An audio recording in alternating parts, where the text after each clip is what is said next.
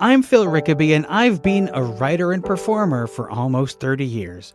But I've realized that I don't really know as much as I should about the theatre scene outside of my particular Toronto bubble. Now, I'm on a quest to learn as much as I can about the theatre scene across Canada. So join me as I talk with mainstream theatre creators you may have heard of and indie artists you really should know, as we find out just what it takes to be stage-worthy.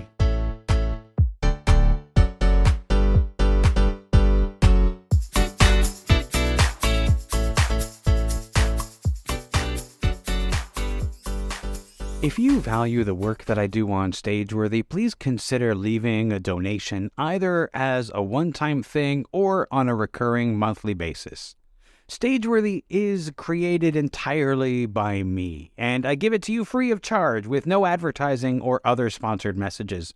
Your continuing support helps me to cover the cost of producing and distributing the show. Just 4 people donating $5 a month would help me cover the cost of podcast hosting alone. Help me continue to bring you this podcast. You can find a link to donate in the show notes, which you can find in your podcast app or at the website at stageworthy.ca. Now, on to the show.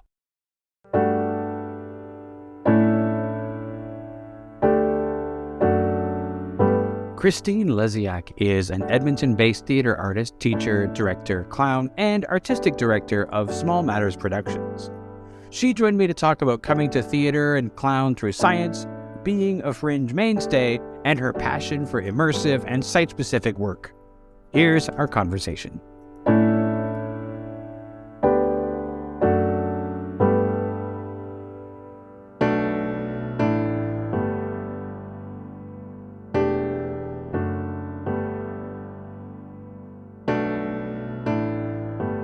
Christine, thank you for joining me. Just to get started, a lot of the people that I speak to on this podcast, they've been in theater or interested in theater since childhood. Now, that's not the case with you. You were not a theater kid.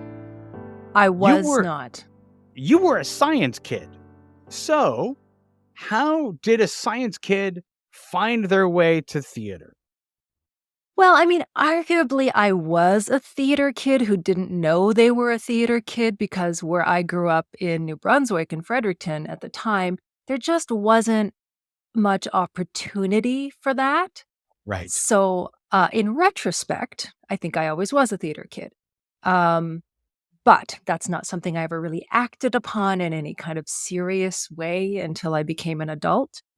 And I was able to do science, and I came from a background of a mom who was in pre-med herself in school. So I just did like the family culture of, yes, you should go into science. So that's what I did. And it was great. I really enjoyed it. I got a physics degree at the University of New Brunswick and moved out here to Alberta to go to school at the University of Alberta for graduate studies in physics. And I mean, it was fine, but I discovered that really physics is a calling. It is. I was fine, but I wasn't great at it and I didn't love it. So I didn't really see the point for me personally. See, that's an important distinction because I know we all know somebody who didn't love what they did, but they spent so much money on it, so they stuck with it. And then many, many years later, they're very miserable. But because they did the whole, like, I went to university for this thing, they stuck with it, which is never really a good choice. So how did you come to the realization that you were going to do this theater clowny thing rather than science? Well, I left, the thing about physics is, much like the arts, you have to be super passionate about it to go anywhere and develop a career, be any good at it. So without that passion and drive, I didn't really see it. It's not like an engineering degree or a doctor, becoming a doctor or MD or anything. Is you don't automatically fall into a job. You have to work really, really hard to craft a spot for yourself in that field. And I just did not. So I ended up stopping, like leaving that, doing a few other things in the meantime, had babies. That was a great time in my life to have kids. I'd been married a few years at that point. And then In my early 30s, when my kids got a little bit older, old enough to leave the house on occasion, I needed to do something. And I've always been interested in performing. I've been doing a little bit of singing lessons and attempting to learn guitar, which I never did. Very, very bad.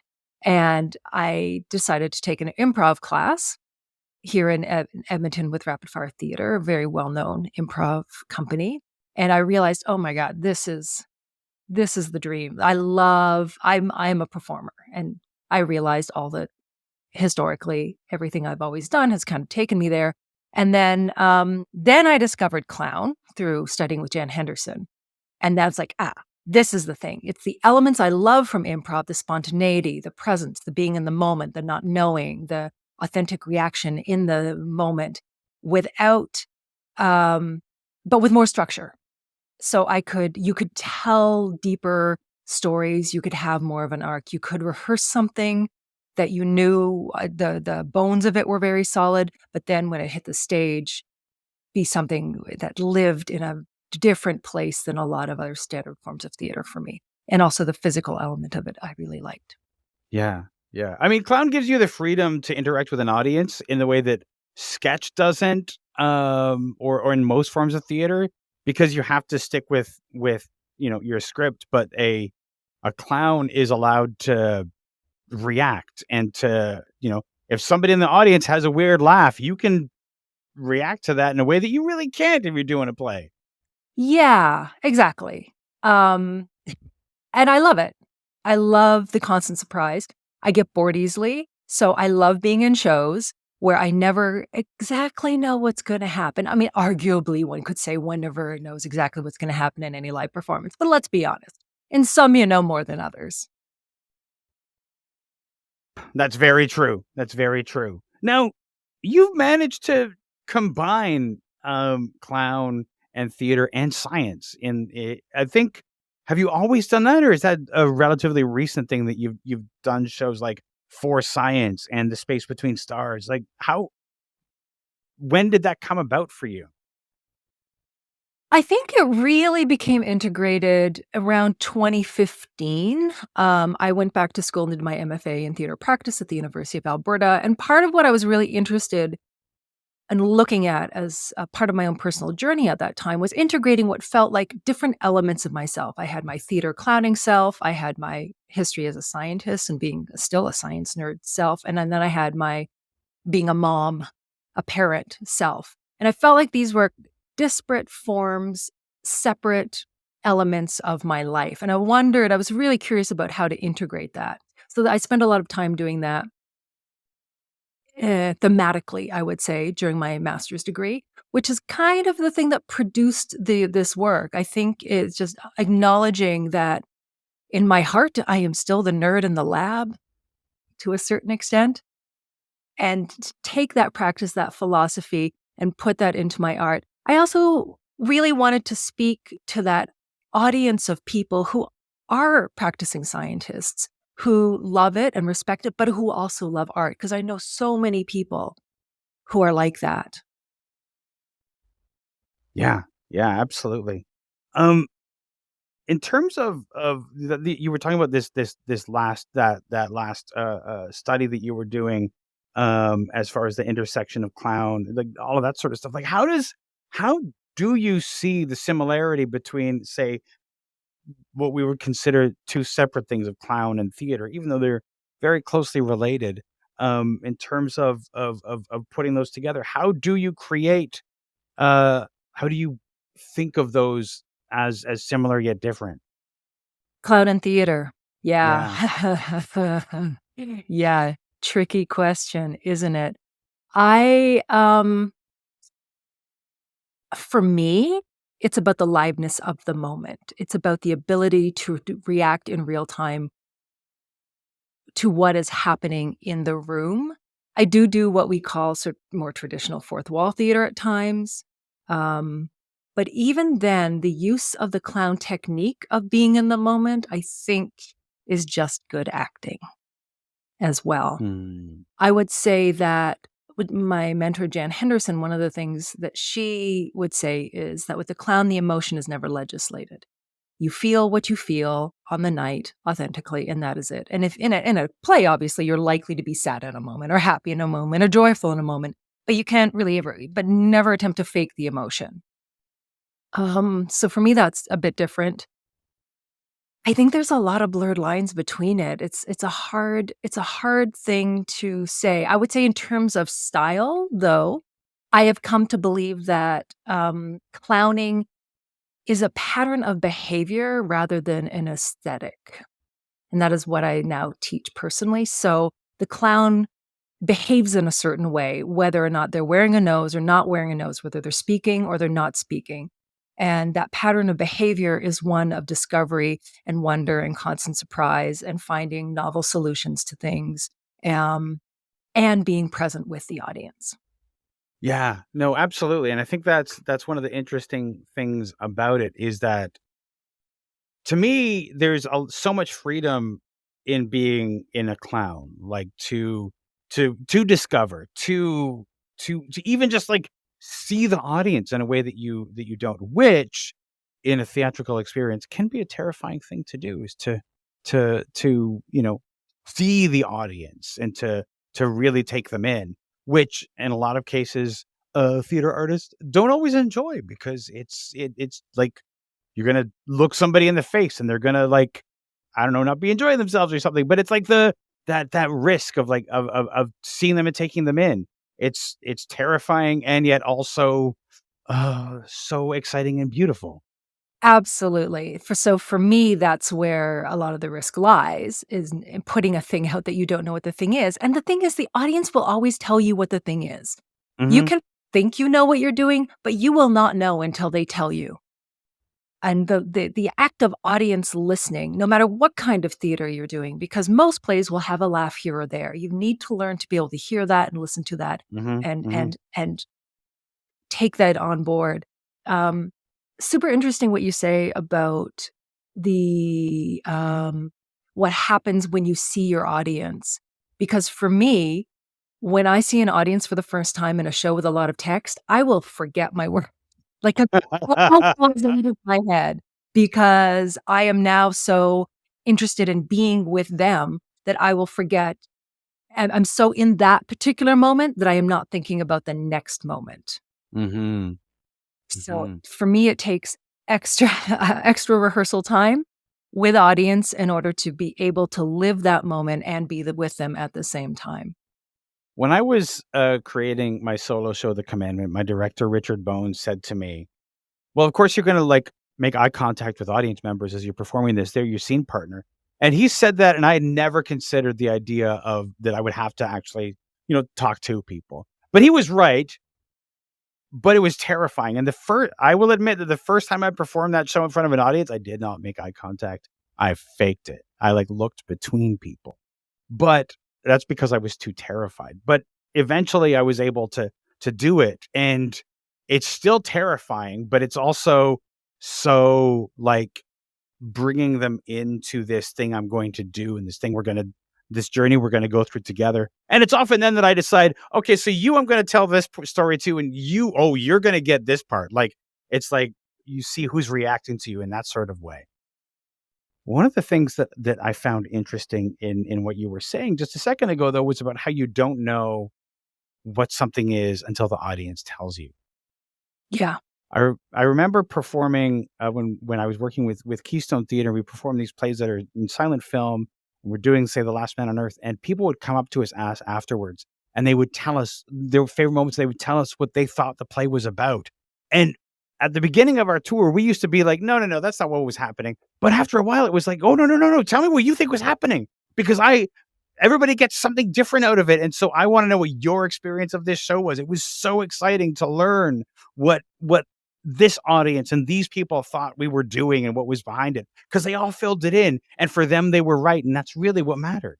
That is the magic, I think, of a well-crafted show is different people will interpret it differently, and no one's wrong. One person once told me, "The last person to know anything about the play is the playwright." And certainly in this last show I did, The Space Between Stars, which I started writing in 2016, and Mm. finally when we just closed it a little over a week ago, I went from playwright to actor. And that, I'm all of a sudden, I'm like, what the hell did I mean when I wrote this? Like, what an asshole line to write. And this is after having revised it, I don't know how many times. And once again, the audience ultimately told us what it was. Certainly our show for science, which is, if you go to my website, smallmatters.ca, you can find some clips of it. It's a nonverbal clown show where we get a lot of audience members on stage to do very silly experiments. When we first opened that in 2018, it was such a radical experiment. I told my performing partner, we were just opening at the Edmonton Fringe, this could be the longest 10 days of our lives. They might hate us. This could be a total train wreck of a run. Fortunately, that was not the case. It did incredibly well, and we've been able to do it a few times, quite a few runs ever since. But again, you have to just trust that they will tell you what the thing is, especially if it's something novel that's never been done. Yeah. Yeah. No, I mean, I found every show that I've ever created, the first time an audience sees it, I don't know. Like, I think I know what they're going to do, but like when we would do the Keystone stuff, we would be laughing in the rehearsal hall, but we also know that once an audience, like we're laughing, but will an audience find this funny? And so we would, if we weren't on stage at the beginning, there'd always be this tension the first time you perform it, like, okay, this is where we think the first laugh is it actually going to happen? And then they would do it and you'd be like, okay, oh, we were right. We're not dead for the next 10 days or whatever. Yeah. Yeah. Oh man, I know that so well. And also great shows, those Keystone shows. Love those shows. So beautifully crafted. Would love to see them again. Just saying. We would love to do them again. Yes, I'll bet. But your people are a bit scattered now. I know. We have scattered to the wind. Our piano player, for example, is now conducting the tour of Hamilton. So, come on. I mean, he's a little real busy now. Job. Yeah, I know. Come on.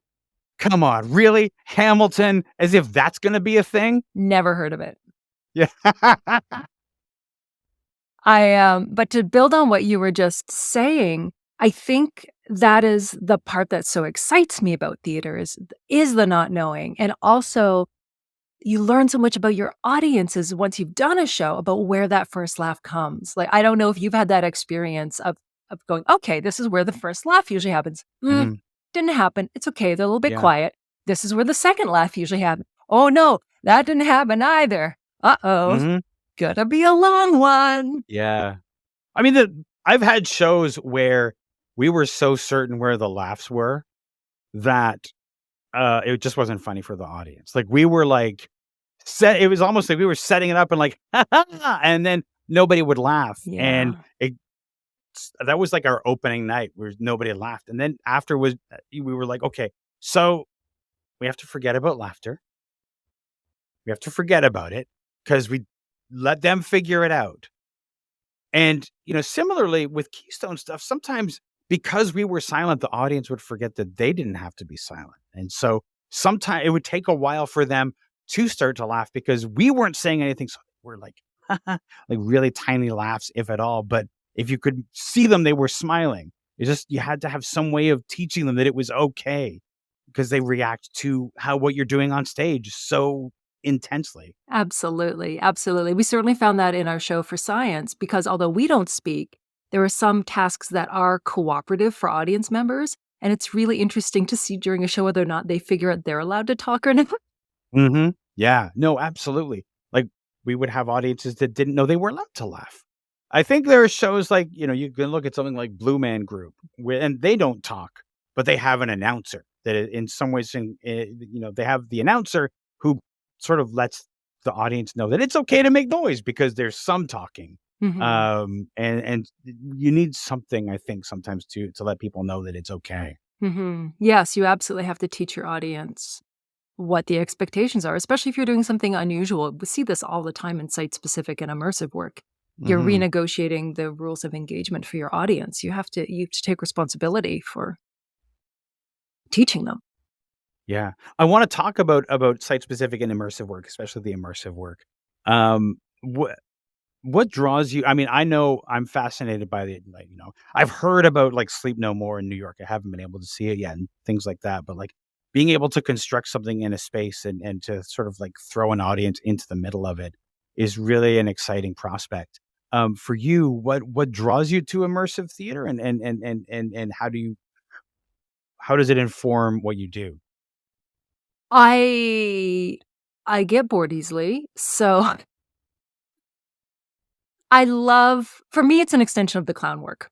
You get audience in a space and you don't know exactly what they're gonna do, so it forces me to be incredibly present in that moment. It's fun. For me, it's fun. And to offer them an experience that is different from the ordinary, and to go Mm, with them on that journey in a way where they are maybe not affecting the actual action of the play or the piece, but they are affecting the mood and the motion and the movement of what's happening. They are affecting it on a really on some kind of level, more so than one can with a seated audience. So I find that super mhm. interesting. Um, it's one of the things I studied in my master's degree was really the application of clown technique to immersive experiences. And it really, again, it comes all down to the listening. It's all the clown technique. It's funny about listening, isn't it? I mean, I remember almost in every show I've ever done, there's a reminder from the director. You're not listening to each other. You think that you're like going at it, and then you're you're not. It doesn't work because you're not listening. And listening for in clown, you have to listen to the audience, to your partner, if there is one, to everything. And I think that by studying clown, you can get a greater appreciation and it becomes a little easier to drop into listening both to your scene partner and to the audience in a way that is really necessary. I agree. And improv training is also really good for that. I think what I like about clown training is it takes the pressure, weirdly takes the pressure of being funny off for me because you Mm. don't have to be witty. So the pressure to be witty often comes in improv, or at least we Mhm, put it on mhm. ourselves, even if you're with an instructor who's not interested in that. The great Keith Johnstone, who just passed away last week, actually, once said, I heard him say anyway, just be more boring. Just be more boring. Another brilliant clown instructor once said, be interested, not interesting. Hmm. That that's really fascinating because I think that shows like Saturday Night Live, Kids in the Hall, although sometimes they're weird enough to not necessarily be funny, but just weird. Um, they get it into your head that you have to be funny, and even a show like Whose Line Is It Anywhere, which is a big entryway for some people to learn about what improv might look like. That pressure to be funny is something that I think comes in, and it is an intimidating thing for a lot of people to go Absolutely. into it because they're thinking, "I'm not funny. How can I do this?" When it doesn't have to be. Well, and also I think we are funny when we're being ourselves, and that is the clown. Like Mm, we are mhm. all funny when we just be and express who we are. Now, that isn't to say that I don't write jokes into my work. I do that all the time. But the joke is in the text, or at least I hope it is, whereas most of the laughs actually come from the behavior. Right. This Yeah. show I did, The Space Between Stars, is actually it's quite sad and dramatic. It's definitely not a comedy, but at the top of the show, I'd get tons of laughs because I was this quirky clown character who just got super excited about science in a nerdy way, and it was just Mm, she was funny. She wasn't yeah. saying anything funny, but she was. And I think that's how we fall in love with characters. That's how we fall in love with personalities. Mhm. Absolutely. Oh, one of the things that you mentioned earlier about having written a show and then turning into an actor was about how, like, learning the lines and, like, dealing with, like, what you wrote. Yeah. Um, when I wrote The Commandment, I thought, "This is gonna be so easy to learn because I wrote it, right? It's gonna be such a breeze." I feel Uh, like every Jesus. time I come back to it, I'm all over again. I'm like, I don't know how I'm going to learn this because different parts of the brain. I don't know who is this person who wrote this thing? Yeah. And like, how can I say these lines? So hard because I don't think it's intuitive that you write from one part of the brain and you learn the lines from another part of the brain, and they don't connect as well as you think. They do not. They absolutely do not. And I saw The Commandment when Richard did it here at the Edmonton Fringe last year. It's a great play. Congratulations. Thank you. Just, Thank you so much. just wonderful. Thank you. Yeah, exactly. You'd think people say that to me all the time. Well, you wrote it. How hard can it be? I'm like, you would be surprised. The other thing is, as the writer, you're constantly editing and changing all the words all the time. So it's like, what version am I supposed to be doing now?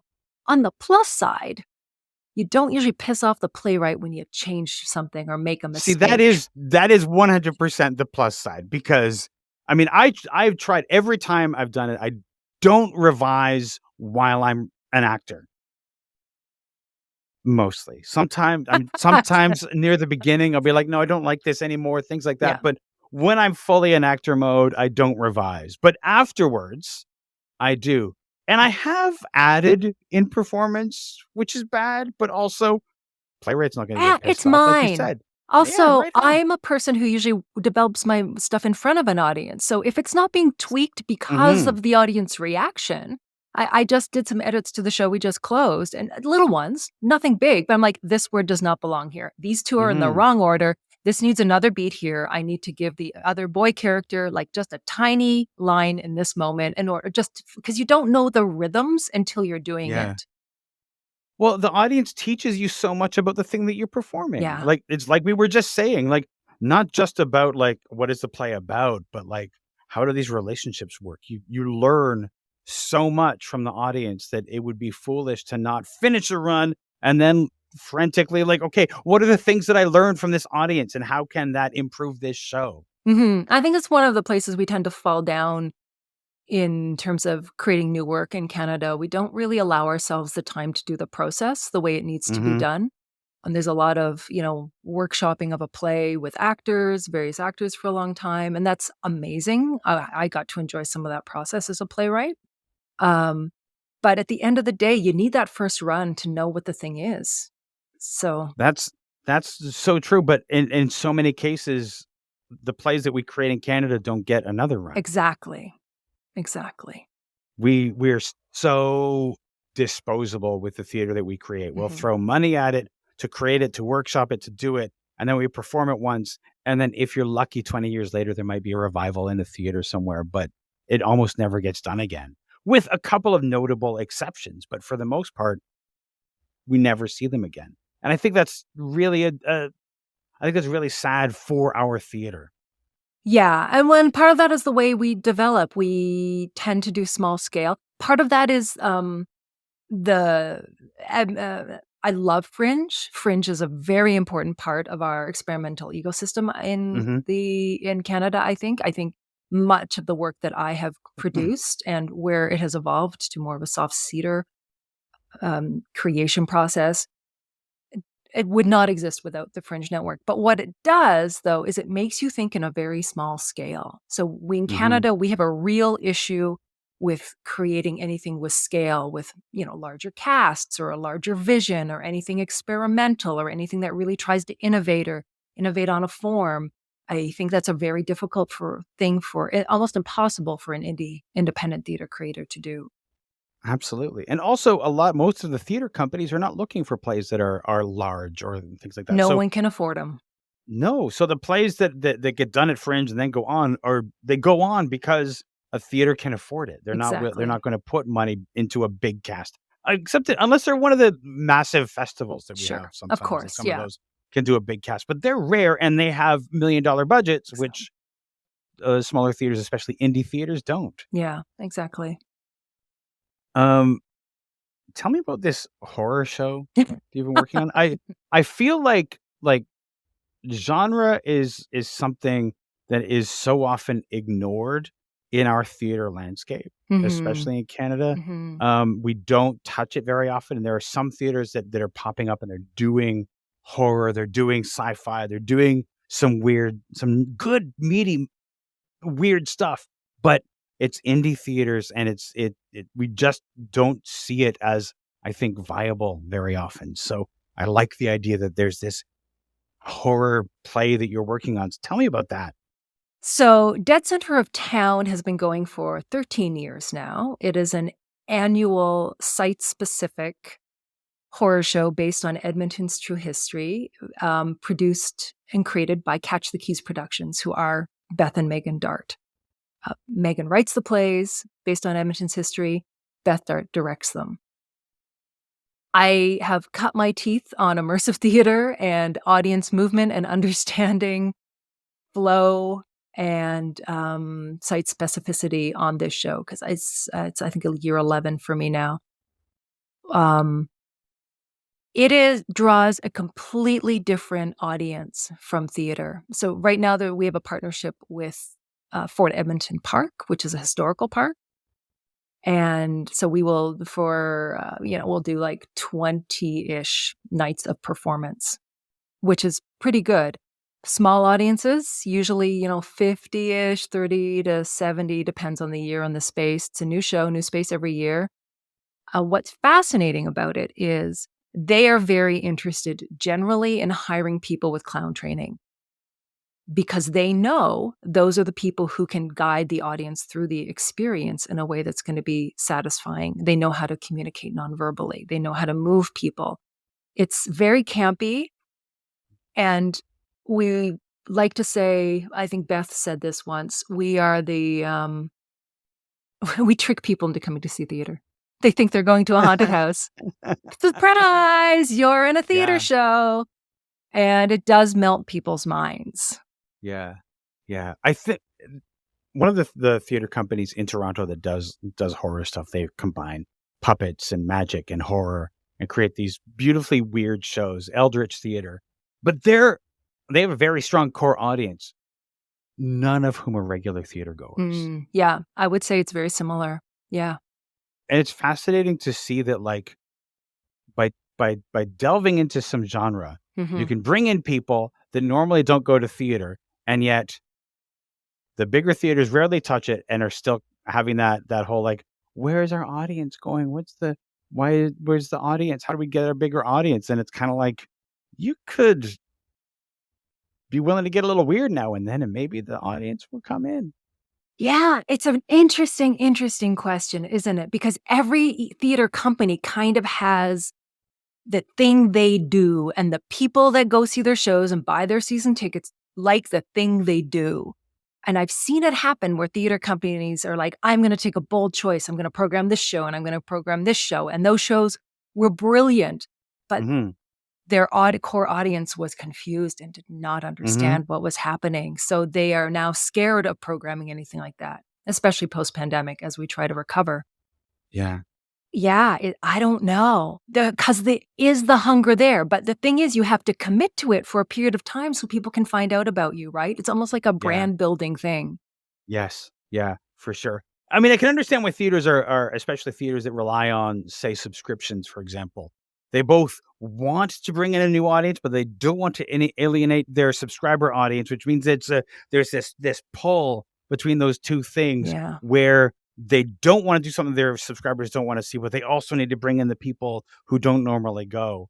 There have been a couple of theaters that have done, I remember years ago when Canadian Stage did the Rocky Horror Show. And of course, every theater that does like the Rocky Horror Show ends up like bringing down the house. They make more money than they've ever made before because all the Rocky Horror people come out. But they would have signs in the lobby for the subscribers saying, "This is not your usual show. Please don't get upset if people yell at the actors, if they happen to bring some props. This is all part of it." And just sort of like this whole like it's okay if people are doing something weird, but the subscribers were uncomfortable. So it's not something you do very often, which I think it's limiting. But I understand it, because if you rely on the subscribers, you can't piss them off. I think it's a very challenging place because we train our audiences with what to expect. And I don't know how well if we train our audiences well, honestly. Now, with Dead Center of Town, because it's such a weird format, in the first couple of years we were doing it in this new venue, we would have some bizarre things happening with audience members. But now that our audience has found us, our job is quite easy because they kind of know the rules of the world already, most of them. We usually can tell whether or not there's a crowd with a bunch of people we refer to fresh fish. Newbies are fresh fish or old fish, who are the people who've seen the show before. And because it's the same characters, I play one of the characters that moves audience, one of the reoccurring ones. Most of the characters don't reoccur. People get to know me and they're like, oh, when I see this character, Alice, I know at some point she's going to tell me to go there and I'm just going to go and I'm not going to worry about it. I will do what she says. So it's a question of what expectations are we building in our audiences? And what are they? And I think when they begin to trust us, we can begin to incrementally take them on different rides. And that's true, of course, within the confines of a clown show. If you think of a clown show, you start off in a really specific way, usually a little bit of distance between you and the audience. You let the audience come to you. But by the end of the show, you can have them doing all sorts of crazy things if you build it properly. I remember years ago at the Toronto Fringe seeing or hearing, I never saw it because it was sold out. It was Red Bastard Yeah. doing their show. And I remember somebody at the Fringe tent afterwards raving about the fact that at some point he was standing over her shouting, "Sing in my mouth," with his mouth like wide over, and how she was just so excited to be like shouting into his mouth, which is such a weird thing to ask an audience member to do. But again, clown can get people to do strange things. With joy. With complete joy and abandon. It invites you to play. And that's, I think, something we miss a lot as adults, is the ability to play. Absolutely. I remember, when you see a show, I know a lot of times the show will say audience participation, and there's a certain kind of person who's like, I don't want to do audience participation. I'm not going to that show. Because they think it's going to be like, you in the middle who doesn't want to be seen, come up here. And then they're forced to do a thing. And yet I remember one of the, do you remember the show Little Orange Man? That show at the end had audience participation. I've never seen an audience clamor so hard to be part of this moment near the end of the show, but it was so earned that people just wanted to be part of it. I think that earning the participation is something you have to do. And I think clowns do that. And Ingrid did that with that show, just to make people want to participate. Yeah. And to bring them in a way that puts them in a position where it's something they want to do. That's just it. It's about issuing the invitation in a way that people will respond with enthusiastic consent. And I have seen a lot of clown that doesn't do that. And I think that's where we get our bad reputation sometimes.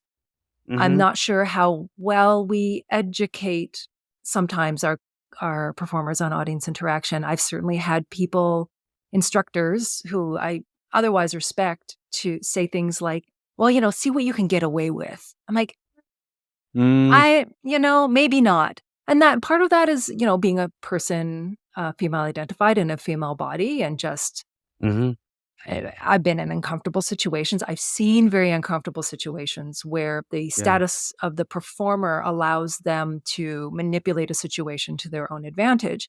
And I'm not sure we always train our people well. But to that point, when we do train our people well, it can create euphoria in the room. Yeah. A sense of joy and wonder unparalleled to any kind of art form. Yeah.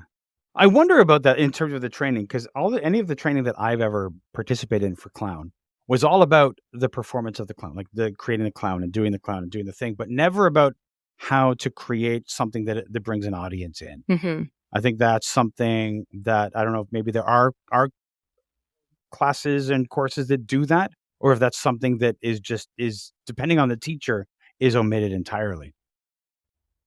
I'm maybe. I've certainly taught classes on how to engage with audience, because it's something I'm very passionate about. I had pre-pandemic, I created a curriculum called Creating Amazing Audience Interactions. A lot of the stuff I learned, I think I learned from a combination of Michael Kennard and Jen Henderson. Different, slightly different approaches, but at the end of the day, it's the same thing. You want to create that magical circle where they want to come to you. And it's almost by withholding your affection initially that you can create that want. You just can't you just can't seem needy. If you seem needy, everyone's going to be like, no, no, no, no, no, no. No, no, no. I think it comes down to, again, that be interested, not interesting. If you are interested in what they are doing, they will be completely interested in watching you be interested. Who doesn't like to talk about themselves? Absolutely. Yeah. Yeah. No, absolutely. Absolutely. Tell me about, and I don't know how much you can talk about the Spinsters, but it's written down here. So I wanted to ask you about it because you mentioned that it's a inter-provincial collaboration. So please tell me about that, because I think inter-provincial is not something that we get to do much in this country. No, we do not. Because I can tell you, I've been working on budgets for a week. It is expensive. I met a brilliant performer, Tara Travis, on the Fringe circuit many years ago.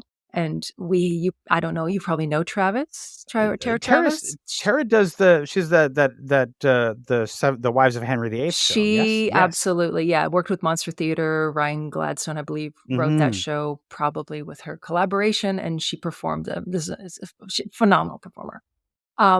We've been wanting to do a show together forever, so we were walking one day after a Fringe back in, like, I don't know, 2017 or something.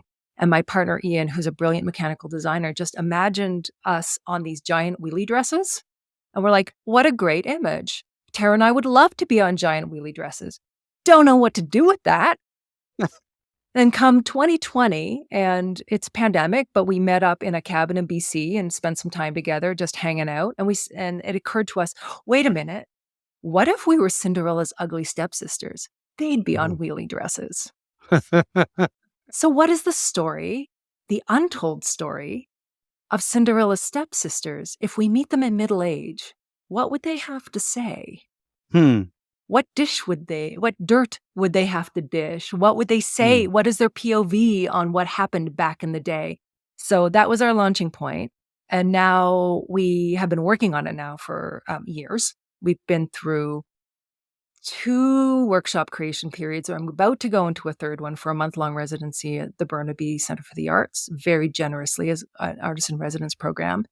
And I can tell you, it is visually spectacular. We are incorporating these wheeled dress frames with extravagant dress design, with drag reveals in it, ridiculous wigs. It's very Buffon-esque at the top of the show, I would say, in terms of this really heightened drag Buffon clown characters, Atrocia and Tormentia just being with you, welcoming you to the ball.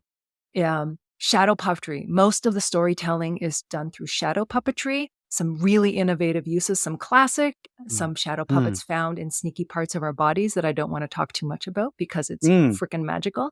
And I can tell you, there is a very dark twist that is revealed later in the play. But the team that has been assembled is magical. Our costume designer is one of the designers for the Aritzia brand. Oh. Yeah. Oh. Adam knows fashion. Adam Dixon. He knows his fashion. It will be in the Burnaby Center for the Arts this fall. It's going to be in Edmonton, although I can't say exactly where yet, in January 2024. And I fully expect it to be all over the place. Wow. That's great. That's amazing. I hope so. A lot of people want to see it. A lot of people want to see it. As you're describing it, I'm like, okay, I need to see this on a big stage somewhere. You mentioned, and you've mentioned a few times, you've mentioned Fringe. And you know, we met on the Fringe circuit as we mentioned. We sure did. And I remember when we got to Edmonton, I remember you as both a performer and a person in the arts in Edmonton were like this amazing ambassador for the Fringe. You were very friendly and warm to all the people who were from out of town. How long were you how long have you been a Fringe participant, goer? how long have you been involved with Fringe in Edmonton and like, let's say specifically Edmonton? Um, I think I did my first show in 2008, and I would say I've been involved in some capacity most years ever since. If not doing my own show, directing something, I'm doing more directing now as well. Um, it is the largest Fringe in North America. Mm-hmm. It's big. It is Mm-hmm. very big. It is an amazing training ground. I've been able to do and experiment with things that I otherwise never would be able to do. Yeah. One of the things that I really appreciate about the Edmonton Fringe is, unlike certain other fringes, it still really celebrates the experimentation. Although it's an expensive place to fail, it is like, you can, as long as you're trying something really wild, you can probably still do all right. There's something really intimidating and also super exciting about that festival being the largest. It's such a great training ground for just like both like getting in front of an audience and also like just getting your feet on the ground and exploring a place and finding out what the audience wants to see. Just like this magical thing. Mm-hmm. And our audiences are very dedicated at the Fringe and Mm-hmm. they're very sophisticated. Like, you can get away with here, I'm using my own language. You can really experiment with some weird shit, and people will find it interesting. Often they'll find it interesting. Mm-hmm. As it grows, it can be sometimes harder to get your show known. Mm-hmm. But one of the things I do love about it is the artist community. It is so busy. It's so busy. We're so busy during the whole festival. It's Mm-hmm. hard to do that. But I do think it's a very welcoming festival. I think that people from out of town have a great time here. Maybe even if their shows don't always do well, I hope that they feel welcomed and embraced and valued, at least for what they are bringing. I hope It's anyway. such an interesting, because it is so large. You don't expect it to be warm. You don't expect it to be as warm as it is. But arriving in Edmonton and like sort of meeting people and there's always somebody who can give you advice, like where the artists hang out. If you're from Toronto, you're like, okay, so we go to the Fringe tent, and somebody's like, we don't go to the Fringe tent, and they, somebody will take you where you need to go to find the other artists, and it's this wonderful it's this artistic fellowship that happens for these 10, 14 days, however long it is, that I don't think you find in other places. And also, very specifically, the clown community gets incredibly tight-knit around that time. It's like there's a pilgrimage for all the clowns from Canada and who are doing shows, and some from the States come together, and we all kind of learn about each other. It's incredibly important networking experience and time, I think, for people practicing that form, because it's one of the few places where people who are specifically doing clown theater or something that maybe doesn't look like it but is, actually can do incredibly well, because those shows are very difficult to get programmed in a regular season. But they do very well at the Fringe. I mean, this is the thing about Fringe is that it's the opportunity to get something a little weird that might not be programmed at a major theater in front of an audience that can fall in love with it, and after that might be willing to come to see what you do every year after that. Absolutely. I believe I have developed a little bit of a following now in Edmonton. So when I do something, there are a certain number of people who are very curious about whatever that thing will be. And certainly without having my time at the Fringe, fretting around, figuring things out, experimenting with new things, constantly trying to surprise myself. And I think that's part of it. I'm trying to surprise myself, which then, of course, surprises other people. Without that doesn't happen, right? Yeah, absolutely. Well, Christine, thank you so much for joining me. This has been a great conversation. It's been great to chat with you again. It has been a pleasure. And I can't wait to see you out here at the Edmonton Fringe again, doing something, hopefully. This has been an episode of Stageworthy. Stageworthy is produced, hosted, and edited by Phil Rickaby. That's me. If you enjoyed this podcast and you listen on Apple Podcasts or Spotify, you can leave a 5-star rating. And if you listen on Apple Podcasts, you can also leave a review. Those reviews and ratings help new people find the show. If you want to keep up with what's going on with Stageworthy and my other projects, you can subscribe to my newsletter by going to philrickaby.com/subscribe. And remember, if you want to leave a tip, you'll find a link to the virtual tip jar in the show notes or on the website. You can find Stageworthy on Twitter and Instagram at StageworthyPod, and you can find the website with the complete archive of all episodes at stageworthy.ca. If you want to find me, you can find me on Twitter and Instagram at Phil Rickaby, and as I mentioned, my website is philrickaby.com. See you next week for another episode of Stageworthy.